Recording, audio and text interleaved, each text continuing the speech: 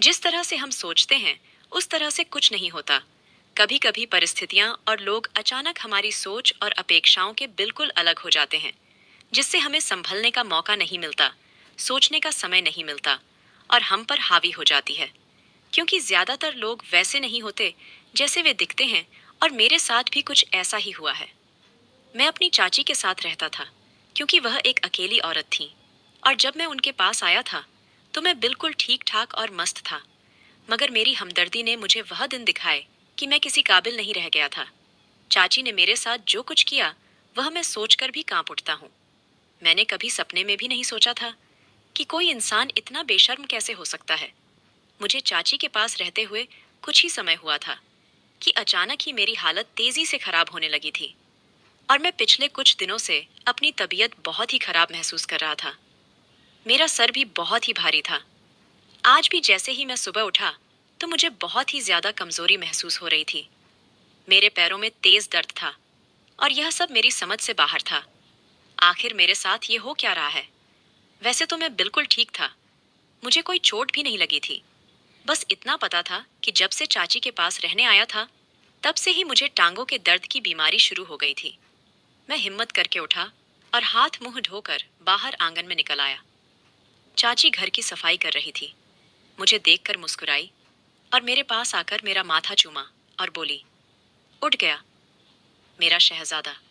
और फिर पास पड़ी सोफे की तरफ इशारा किया और बोली, यहाँ बैठो, मैं अभी तुम्हारे लिए नाश्ता लेकर आती हूँ। चाची का अंदाज और रवैया बिल्कुल मेरी माँ के जैसा था। वह मुझसे मेरी माँ की तरह ही प्यार करती थी। मैं उनके कहने पर पास पड़ सोफे पर बैठ गया और चाची नाश्ता बनाने चली गई। उनको मुस्कुराता देखकर मुझे भी सुकून हो गया था, और भगवान का धन्यवाद किया कि अब मेरी चाची जिंदगी की तरफ लौट रही थी और मुस्कुराना और बोलना भी शुरू कर दिया था। और यह सब मेरी माँ की कुर्बानी की वजह से हुआ था। वह मेरे आने से पहले की तरह हो गई थी, वरना कुछ समय पहले होने वाले हादसे ने उनके चेहरे की हंसी ही छीन ली थी।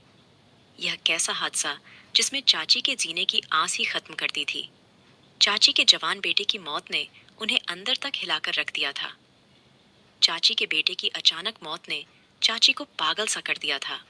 मेरा चचेरा भाई कुछ महीने पहले ही इस दुनिया से चला गया था। उसे ना तो कोई बीमारी थी ना तकलीफ थी। मगर जाहिर सी बात है, मौत के लिए कोई समय तय नहीं है कि किस समय आ जाए। जिसका जब समय आता है वह भगवान के पास चला जाता है। लेकिन हम इंसानों के अंदर इतना सब्र कहाँ है? हम सब्र नहीं कर पाते और जाने वाले के पीछे रो रो कर खुद को हलकान कर लेते हैं। हम यह नहीं सोचते कि भगवान ने जो दिया है उसे ले भी सकता है। कितना भी शक्तिशाली इंसान क्यों ना हो, उसे भगवान के पास लौट कर जाना ही पड़ेगा। मेरी चाची भी अपने बेटे की मौत के गम में पागल हो गई थी और बुरी तरह चीख चीख अपने बेटे के लिए रोती थी। वह मेरी चाची का इकलौता बेटा था और चाची अपने बेटे पर जान छिड़कती थी। चाची की जिंदगी बेटे से शुरू होकर बेटे पर ही खत्म होती थी। मेरे चाचा की मौत तो बहुत पहले हो गई थी। मेरे चाचा अपने पीछे बहुत सारी दौलत छोड़ गए थे, इसलिए मेरी चाची को पैसों की कोई कमी नहीं थी। बस उनका एक ही बेटा था और उसे उन्होंने अपने दिल से लगाकर पाला था। जीने का सहारा बस उनका बेटा ही था। बहुत ही लाड प्यार से उसको पाल पोस कर बड़ा किया था। उसे जिंदगी का हर सुख दिया था। उसकी ऐसी कोई इच्छा ना थी जो चाची ने पूरी ना की हो। चाची का बेटा यानी मेरा भाई बहुत ही आराम से अपनी जिंदगी जी रहा था। मगर इसके बावजूद भी मेरे भाई के अंदर कोई घमंड नाम का शब्द नहीं था। वह बहुत ही हंसमुख और मिलनसार लड़का था। उसने अपने लाडलेपन और अमीर होने का कभी नाजायज फायदा नहीं उठाया था। और सच तो यह है कि उसकी मौत का हमें भी बहुत सदमा पहुंचा था। वह उन लोगों में से था जो मरते हैं तो सबकी जुबान पर सिर्फ अफसोस और तारीफ ही होती है। ऐसा नहीं था कि वह मरकर ही अपनी अहमियत जता गया था, बल्कि जब वह जिंदा था तब भी पूरा खानदान और जानने वाले उसकी बहुत तारीफें करते थे। जिस पर चाची का सर गर्व से ऊंचा हो जाता था। गर्व से सर उठाकर कहते, आखिर बेटा किसका है। और जब वह मरा तो सबको ही बहुत अफसोस हुआ था। तब मेरी मम्मी से चाची की पागलों जैसी हालत देखी नहीं गई और उन्होंने मुझे चाची को सौंप दिया था, ताकि चाची का दिल बहल जाएगा और चाची को थोड़ा सब्र आ जाएगा। इस तरह मैं अब पूरी तरह से चाची के साथ रहने लगा था। चाची भी शुरू में तो मुझे घूरती रहती और मुझे साफ महसूस होता था जैसे वह मुझे मुश्किल से ही बर्दाश्त कर रही है। मगर फिर भी हर समय मुझे सामने देखकर वह धीरे धीरे संभलने लगी थी और अब मेरा बहुत ही ख्याल रखने लगी थी। मुझे अपने बेटे का सामान और कमरा भी दे दिया और खुद मेरे पास सोने लगी थी। मैं समझता था वह अपना बेटा खोने के बाद बहुत ज्यादा डरने लगी है, इसलिए मेरे साथ सोती है। रात को मुझे अकेला कमरे में नहीं छोड़ती है। मैं भी चाची के इस ममता पर खुश हो गया था और उन्हें अपने कमरे में सोने देता था। लेकिन आधी रात को जब मेरी आंख खुलती तो चाची मुझे जागी हुई मिलती थी, मगर मुझे जागता हुआ देखकर वह मुस्कुराती रहती थी। कुछ दिन तो धीरे धीरे ऐसे ही गुजर गए। मेरी नींद तो अब बहुत ही गहरी होने लगी कि रात का तो मैं अब सुबह को ही उठता था, और जब मैं सुबह उठता तो मेरी टांगें बेजान सी महसूस होती थीं। शुरू शुरू में अपनी हालत को मैंने थकान समझ लिया था। हालांकि मैं कोई बहुत भारी काम नहीं करता था, बस बाहर निकलकर दोस्तों के साथ घूम लेता था। और अब तो वह भी छोड़ दिया और सारा दिन घर पर पड़ा रहता। मगर मेरी हालत ठीक होने की बजाय वैसी की वैसी ही थी, बल्कि और भी ज्यादा खराब रहने लगी थी। अब तो मेरा पूरा शरीर ही दर्द करने लगा था। मैं परेशान रहने लगा। चाची को भी बताया, मगर उन्होंने यह कहकर टाल दिया कि थकान होगी, आराम कर लो। तंग आकर मैंने अपने घर वालों को बताया तो वह लोग मुझे डॉक्टर के पास लेकर गए। डॉक्टर ने मेरा चेकअप किया तो डॉक्टर चीख पड़ा, क्योंकि चाची रोजाना मेरे साथ। मेरा नाम सूरज है। मेरी उम्र 18 साल है और मैं एक अच्छे खाते पीते घर में पैदा हुआ था। हम 5 बहन भाई थे। मेरे पिता का अपना कपड़े का कारोबार था, जिसकी आमदनी से हमारी अच्छी गुजर बसर हो रही थी। मेरे पापा सिर्फ 2 ही भाई थे। चाचा के मुकाबले मेरे पापा का बिजनेस छोटा था और हम बहन भाई भी ज्यादा थे। मगर पापा ने फिर भी हमें बहुत अच्छा खिलाया पिलाया और पढ़ाया लिखाया, जबकि मेरे चाचा का एक ही इकलौता बेटा था। चाचा के मरने के कुछ ही समय पहले जन्म लिया था। चाचा की मौत एक रोड एक्सीडेंट में हो गई थी।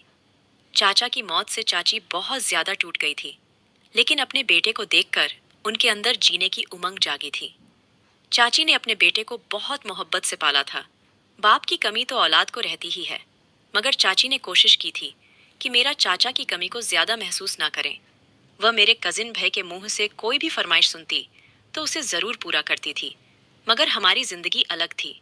हमारा खाना पीना पहनना ओढ़ना अच्छा तो था, लेकिन पढ़ाई के खर्चे और घर के दूसरे खर्चा की वजह से पापा की कमाई का बड़ा हिस्सा उन खर्चों में ही निकल जाता था। मेरी माँ कुछ पैसे बचा भी रही थी, ताकि बच्चों की शादी के समय उन्हें दूसरों के सामने हाथ ना फैलाना पड़े। इसलिए हम बहन भाई अपनी इच्छाओं को सीमित रखते थे। मगर हमारे कजिन की बात अलग थी। चाची का तो बस नहीं चलता था। पूरी जायदाद अपने बेटे के ऊपर एक बार में ही निछावर कर दिया। चाची और मेरी माँ में बहुत ही अच्छी दोस्ती थी, और इसमें सबसे ज्यादा हाथ मेरी माँ की मिलनसार और हमदर्द मिजाज का था। वरना चाची अपने आप में ही रहने वाले इंसान थी। उनका सारा ध्यान तो और सारा प्यार तो बस अपने बेटे के लिए ही था। उन्हें किसी से कोई मतलब ही नहीं था। जब हमारे चाचा जिंदा थे तब चाचा और हम सब साथ में मिलकर रहते थे। मगर चाचा की मौत के बाद चाची अपने बेटे को लेकर एक महंगे घर और बहुत ही अच्छे इलाके में रहने लगी थी। लेकिन हमारे बीच का जो प्यार का संबंध था, जो रिश्ता था, वो खत्म नहीं हुआ था। हम अक्सर चाची के घर चले जाया करते थे और मेरा चाचा का बेटा भी हमारे घर चला आया करता था। वह बहुत ही अच्छा और सुलझा हुआ लड़का था, जिसने अपने बाप की मौत के बाद मेरे पापा को ही अपना बाप समझ लिया था और अपनी हर समस्या मेरे पापा से पूछना और उन्हें अपनी हर प्रॉब्लम बताता था।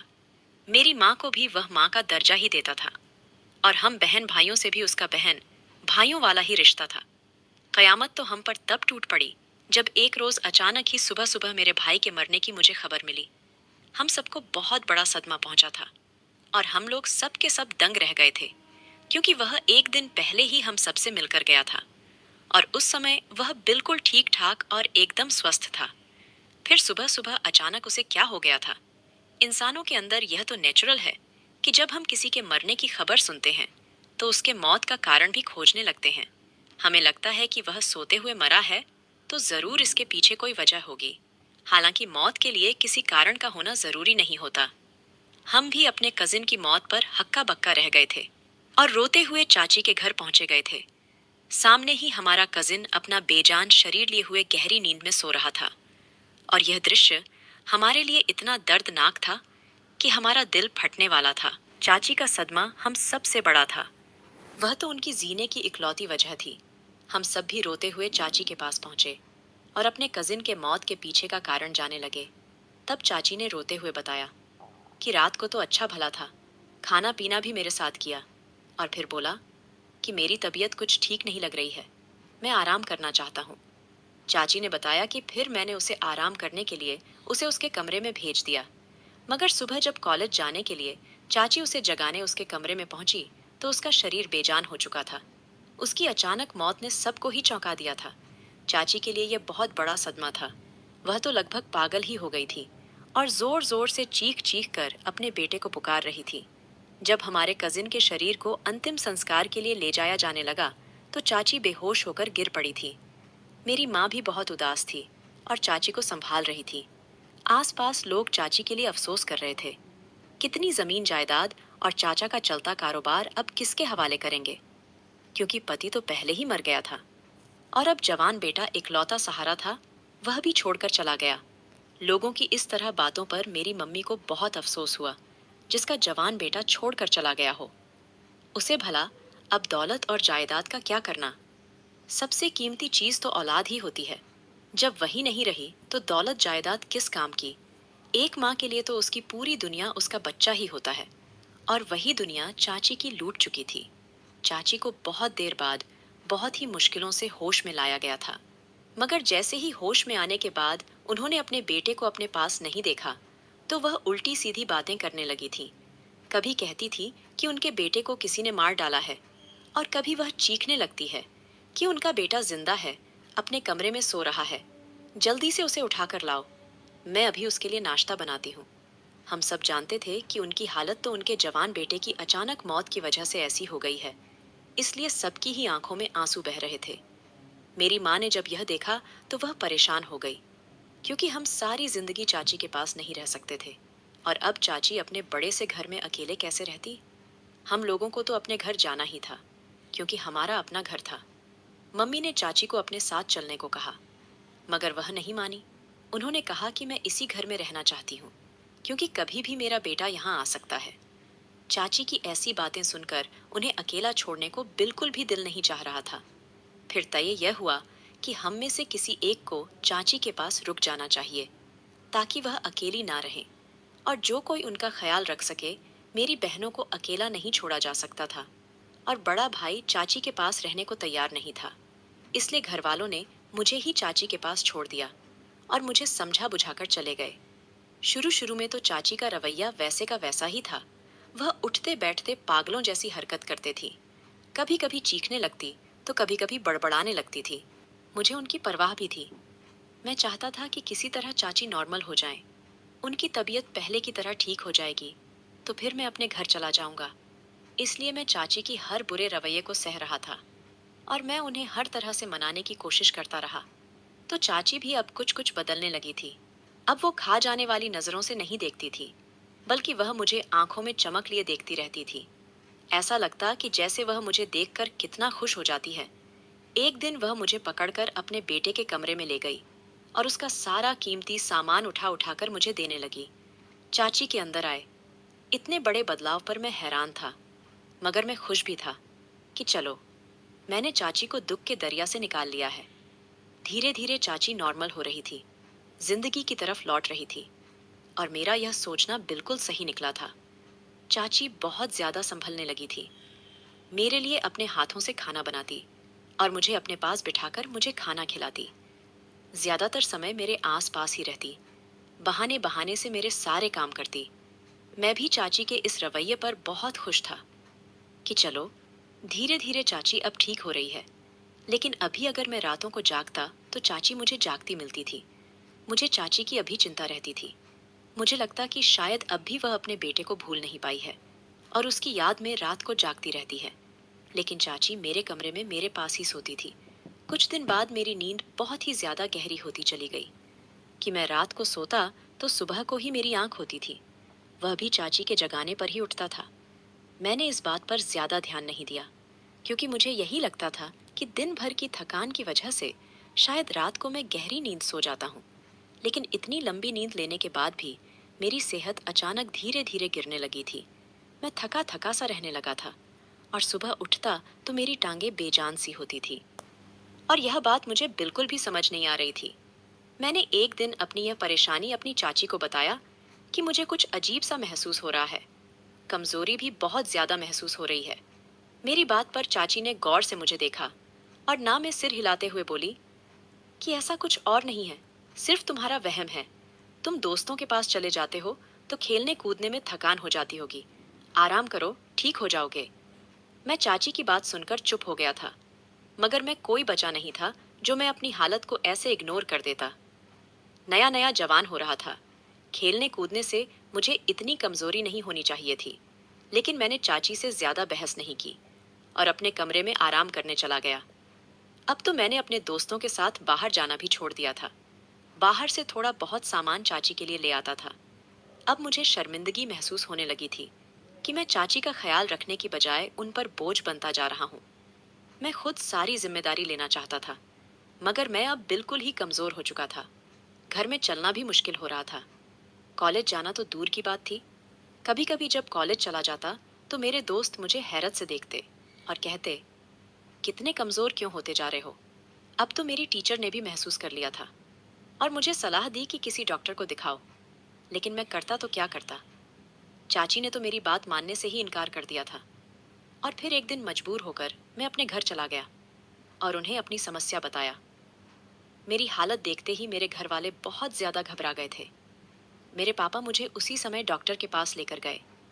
डॉक्टर ने मेरी हालत देखी तो वह भी मुझे देखकर चौंक गया। उसने मेरा चेकअप किया तो वह भी हैरान हो गया। वह मुझसे तरह तरह के सवाल करने लगा कि मैं कहाँ रहता हूँ, मेरे साथ कौन कौन है। पापा और मैं ऐसे सवालों पर हैरान थे। मैंने डॉक्टर को बताया कि मैं अपनी चाची के साथ रहता हूँ और घर में सिर्फ मेरी चाची के अलावा और कोई नहीं होता।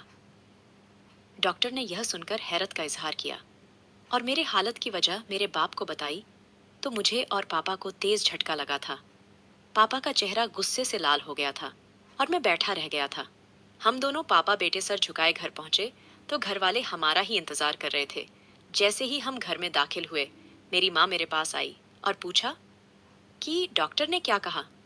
पापा शायद गुस्से में थी। वह गुस्से में बोले कि वो औरत दिमागी मरीज है और बहुत ही बेशर्म है। पापा तो यह भी बोल गए थे कि चाची ने अपना बेटा खुद मारा होगा। मेरी माँ हैरान रह गई थी। पापा को समझाने की कोशिश करने लगी कि वह भला ऐसा क्यों करेगी, अपने बेटे की जान कोई क्यों लेगा। वह तो उसे कितना प्यार से पाल रही थी। माँ की बात पर पापा भड़क उठे और उल्टा मेरी माँ से ही लड़ने लगे कि औलाद हमारे कोई फालतू नहीं है। जो तुम उस औरत का दिल बहलाने के लिए मेरा बेटा उसे दे आई थी। तुम्हें अंदाजा भी है कि वह हमारे बेटे के साथ क्या कर रही थी। पापा की बात सुनकर मम्मी भी चौंक गई थी। मुझे देखा तो मैं अपना सिर झुकाए बैठा हुआ था। मुझे दुख हो रहा था कि मैं उस औरत को अपनी माँ समझता रहा और वह मेरे साथ क्या करती रही। मेरे कानों में तो अब तक डॉक्टर की बात गूंज रही थी। डॉक्टर ने पापा को बताया था कि मुझे स्लो पॉइजन दिया जा रहा है, जिसकी वजह से मेरी यह हालत हो गई थी और मैं धीरे धीरे मौत के मुंह में जा रहा था। तब मुझे पता चला कि मैं क्यों अब रातों को गहरी नींद सोने लगा था और चाची क्यों मुझे रोजाना सोने से पहले एक गिलास दूध देना कभी नहीं भूलती थी। पापा ने मेरी मम्मी को बताया तो वह सदमे से एक तरफ को बैठ गई थी। अगर मैं घर में आकर किसी को ना बताता तो यकीनन एक दिन खामोशी से इस दुनिया से चला जाता और मेरे माँ बाप को मेरे मरने की वजह भी पता नहीं चल पाती। मेरी माँ मेरी हालत देख देख कर रो रही थी और मुझसे माफिया मांग रही थी कि मुझे माफ कर दो। मैं नासमझ थी जो औरत को समझ नहीं पाई और तुम्हें उसके हवाले कर दिया था। मैं जानता था कि इसमें मेरी माँ की कोई गलती नहीं थी। मैं अपनी माँ पर कोई बोझ नहीं था, बल्कि वह तो वाकई चाची के ख्याल से मुझे वहां छोड़ आई थी। उनका दिल बिल्कुल साफ था। अब मेरी माँ ने मुझे अपने साथ ही रख लिया। फिर एक दिन मैं, पापा और मेरी माँ मेरा सामान लेने चाची के घर पहुंच गई। पापा ने चाची से लड़ाई की और उन्हें भला बुरा कहा कि वह अपना जवान बेटा उनके हवाले करके गए थे और उन्होंने इसका क्या सिला दिया। इस पर चाची ने जो बात कही थी उसे सुनकर मेरे माँ बाप की बोलती बंद बंद हो गई थी। उन्हें तो कुछ समझ में ही नहीं आ रहा था। चाची गुस्से से चीखते हुए कहने लगी कि तुम लोगों ने मेरी हमदर्दी में नहीं, बल्कि मेरी दौलत जायदाद के लालच में अपना बेटा मुझे सौंपा था। तुम लोगों ने मेरे बेटे को भी अपने साथ मिला लिया था। वह हमेशा तुम लोगों के गुण गाता करता था। तुम लोगों ने सोचा होगा कि ऐसा करके तो मेरी सारी दौलत तो हथिया लोगे। वह न जाने क्या क्या बोलती जा रही थी। तब हमें पता चला चाची के दिल में हमारे लिए कितनी नफरत भरी हुई थी। चाची को लग रहा था कि हम दौलत जायदाद के चक्कर में उनके बेटे से इतना प्यार कर रहे थे। हालांकि ऐसा कुछ भी नहीं था। फिर मेरी चाची मेरी माँ से चीखते हुए बोली कि मेरे बेटे पर डोरे डाल रखे थे तुम लोगों ने। अपनी बहन की बेटी की शादी मेरे बेटे से करवाना चाहती थी, जिससे कि मेरे बेटे को मुझसे छीन सको और सारी दौलत हथिया सको। उस दिन भी मेरा बेटा मेरे पास यही कहने आया था कि माँ, ताई जी की बहन की बेटी से शादी करना चाहता हूँ। मैं उसे पसंद करता हूँ। और मैं फौरन समझ गई थी, यह सब पट्टी तुम्हारी पढ़ाई हुई है। मैंने फौरन मना कर दिया था। मैंने अपने बेटे की सारी इच्छा पूरी की थी, लेकिन मैं उसकी ये इच्छा हरगिज पूरी नहीं कर सकती थी। मेरा बेटा मेरी बहुत इज्जत करता था, मेरी सारी बातें मानता था। जब मैंने उसे इस शादी के लिए मना किया, तो वह मेरी बात फौरन मान गया था। लेकिन वह बिल्कुल खामोश हो गया था और उस रात अपने कमरे में चला गया था। लेकिन सुबह अपने कमरे में बेजान शरीर के साथ मिला था। मेरे बेटे की यह मौत हादसा नहीं थी, बल्कि मुझे विश्वास है कि तुम लोगों ने ही मेरे बेटे के साथ कुछ गलत किया था। चाची की घटिया सोच पर हम लोग कांप कर रह गए थे। मेरी माँ ने जब मुझे चाची के हवाले किया था कि आज से ये तुम्हारा बेटा है, तो चाची को और भी ज्यादा विश्वास हो गया था कि हम सच में उनसे दौलत हथियाना चाहते हैं, तभी उनके घर में अपना बेटा दे रहे हैं। वह पहले तो खामोश रही, मगर फिर सोचा कि अगर हम लोग उनका बेटा छीन सकते हैं, तो वह भी हमारे घर का जवान बेटा उनसे छीन सकते हैं। और फिर इसीलिए उन्होंने मेरे साथ वो घटिया हरकत की थी। पापा ने गुस्से से कहा कि हमें तुम्हारी दौलत का कोई लालच नहीं है। जो मरा वह सिर्फ तुम्हारा बेटा नहीं, बल्कि मेरे भाई का आखिरी निशानी भी था। पापा ने कहा कि हम ऐसी दौलत पर लानत भेजते हैं, इसके लिए किसी मासूम की जान देनी पड़े। पापा और मम्मी सारा सामान लेकर घर लौट आए और चाची को अकेला छोड़ आए थे। पूरा घर मेरे आसपास जमा रहता था और मेरा ख्याल रख रहा था। सबको मेरी मौत का डर था। सब मेरा ध्यान रख रहे थे और डॉक्टर के कहे अनुसार मुझे टाइम पर दवाइयाँ दे रहे थे। अब मैं धीरे धीरे ठीक होने लगा था, लेकिन मुझे अभी अपनी चाची का ख्याल आता था। मुझे उनका वह छुप छुप कर रोना याद आता था कि कैसे वह अपने बेटे के गम में छुप छुप कर रोया करती थी। मैं तो उन्हें अपनी माँ समझने लगा था और उनके साथ रहने से मुझे उनसे मोहब्बत हो गई थी। मैं उन्हें अपनी माँ समझने लगा था। मैं जैसे ही ठीक हुआ चाची के पास फिर से पहुंच गया था। चाची मुझे देखकर नजरें चुराने लगी थी। वह बहुत ही कमजोर और बीमार लग रही थी। मैंने उनके हाथ थामकर उन्हें अपने साथ चलने को कहा। मैंने चाची से कहा कि आप अपने सारे दौलत ज्यादा को गरीबों में बांट दें और गरीबों के लिए एक बड़ा सा हॉस्पिटल बनवा दें, जिसमें गरीबों का मुफ्त इलाज किया जाएगा। हो सकता है ऐसा करने से आपके बेटे की आत्मा को शांति मिलेगी और आपके दिल को भी चैन मिलेगा। मुझे आपके दौलत ज्यादा आपका कोई लालच नहीं है। मेरी बात सुनकर चाची रो पड़ी थी और मुझसे माफी मांगने लगी। उन्हें अपने किए पर पछतावा होने लगा था। मैंने माँ समझकर अपनी चाची को माफ कर दिया। उन्होंने अपनी जायदाद का आधा हिस्सा मुझे देने को कहा, लेकिन मैंने मना कर दिया। फिर चाची ने अपनी सारी दौलत जायदाद आज गरीबों में बांट दी है। अपने बेटे के नाम से एक हॉस्पिटल बनवाया और उसमें गरीबों का मुफ्त में इलाज होने लगा। अब चाची हमारे साथ ही रहती हैं। उनके चेहरे पर सच्ची खुशी दिखाई देती है, जिसे देखकर मेरे दिल को बहुत सुकून मिलता है।